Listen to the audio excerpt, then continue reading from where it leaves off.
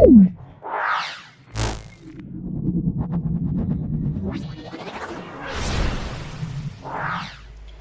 guys, welcome back to Azmio channel. So hari ini saya akan bawakan sejarah-sejarah yang berada di Malaysia lagi, oke? Dan sebelum saya mulakan video kali ini, jangan lupa untuk subscribe dan like channel ini. And yeah, without any further ado, let's get into the story. Bermuda Triangle atau segitiga Bermuda, satu nama tempat yang mungkin tidak lagi asing bagi rakyat seluruh dunia. Misteri kehilangan kapal-kapal besar di kawasan yang dinamakan segitiga Bermuda sudah tentu sering menjadi igawan ngeri bagi pelayar-pelayar yang melaluinya. Namun begitu, pernahkah kamu tahu bahawa Sabah, Sarawak pun ada kewujudannya, nama dia segitiga Borneo. Segitiga Borneo memang wujud di Pulau Borneo, yaitu kedudukan ialah antara Bario Palungan dan Gunung Murut di Sarawak. Yang membezakan segitiga Borneo ni dengan segitiga Bermuda adalah segitiga Borneo kedudukannya di atas daratan, dengan diliputi oleh hutan belantara dan gunung ganang. Manakala segitiga Bermuda merupakan hamparan lautan yang luas.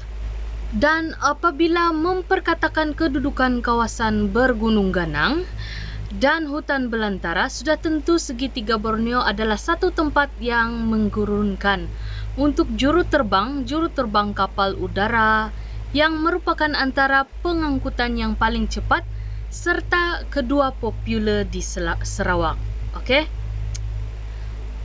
Rupa-rupanya selama ini kita pun ada segitiga Borneo.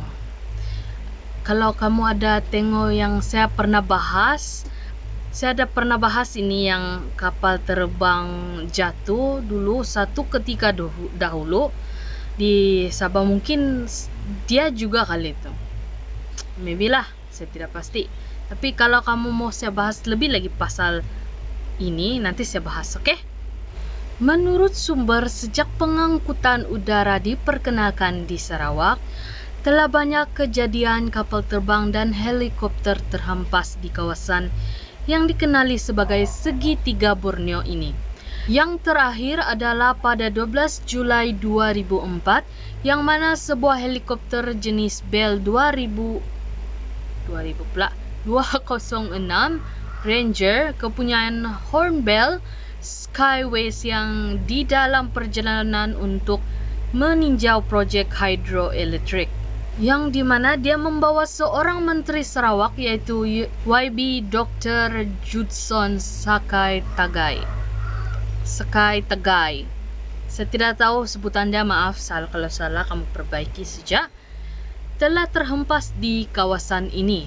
Kejadian ini telah mendapat liputan yang paling luas dari media massa, sama ada di luar maupun di dalam negara. Ianya juga telah dibentangkan di Parlimen Malaysia pada masa itu, dan hanya setelah 20 hari di dalam operasi mencari dan menyelamat, barulah bangkai helikopter ini ditemui. Yang menjadi misterinya guys, adalah di dalam operasi ini bantuan kepakaran daripada luar negara telah diperolehi, namun segala peralatan canggih dan moden tidak juga dapat membantu, malah dikatakan tidak dapat berfungsi langsung. Ini antara kejadian misteri yang terpaksa dihadapi oleh pasukan penyelamat. Dikatakan untuk kejayaan operasi ini sebenarnya menemui nokta apabila bantuan mistik telah digunakan. Begitu keras kawasan ini sehinggakan bantuan Bomo yang terkenal daripada Malaysia, tempat Bakalalan, telah digunakan dan akhirnya berjaya dilakukan. Mungkin jampi serapah dan hikmat pengantara yang digunakan di dalam dunia mistik untuk berkomunikasi dengan penunggu hutan tebal ini berjaya, ya.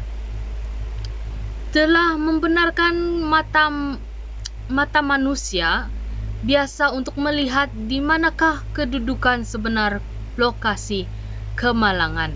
Hanya Tuhan yang Maha Berkuasa mengetahui kes-kes seperti ini. Itulah bilang orang kadang-kadang kita di bumi ini bukan kita saja yang tinggal, maka ada juga alam lain. Mana tahu mungkin jenazah atau kapal tersebut disembunyikan atau termasuk di alam gaib. Kita pun tidak tahulah sejauh mana kebenarannya, tapi ya, sentiasa ingat untuk bersopan santun, sebab bukan kita saja makhluk yang hidup di dalam dunia, kan guys?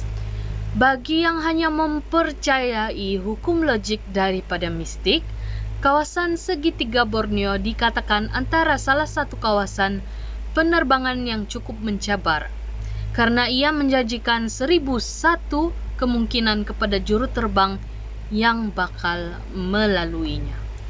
Tidak ada apa yang boleh dijangkakan dengan tempat jika melalui itu, baik dari segi cuaca maupun tiupan angin, karena kedua-dua fenomena alam ini boleh berubah dengan pantas.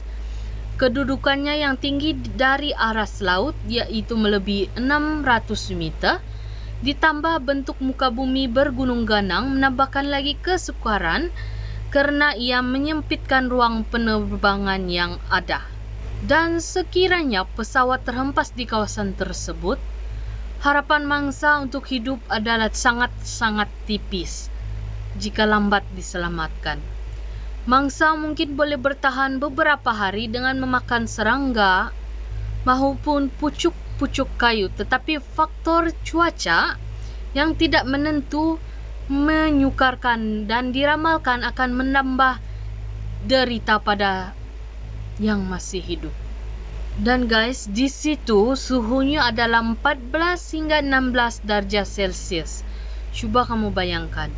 Dan di dalam hutan tebal tentunya lebih sejuk sebab masih banyak kehijauan dan bukit-bukit sudah semestinya tinggi, di aras yang tinggi, ya memang sejuklah jawab dah.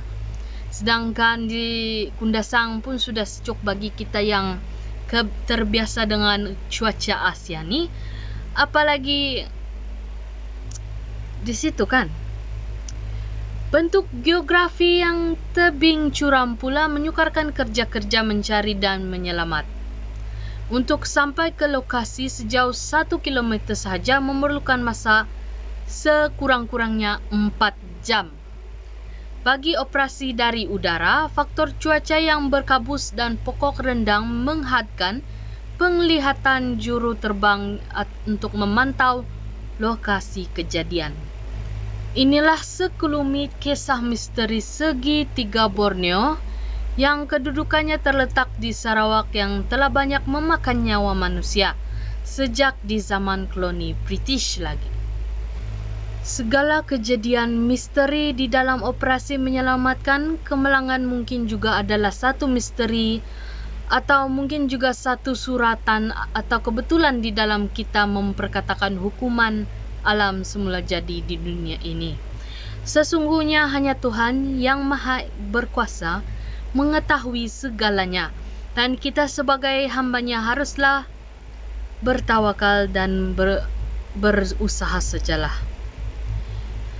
So, sumber saya dapatkan ini dari Borneo Oracle, Bailey Info Blogspot, dan FB Christopher by Lehat Sadik. Jadi link pencarian saya akan letakkan di bawah. Okay guys, and yeah, that's it for the story today guys. Bukan juga story lah, cerita sejarah juga lah kan.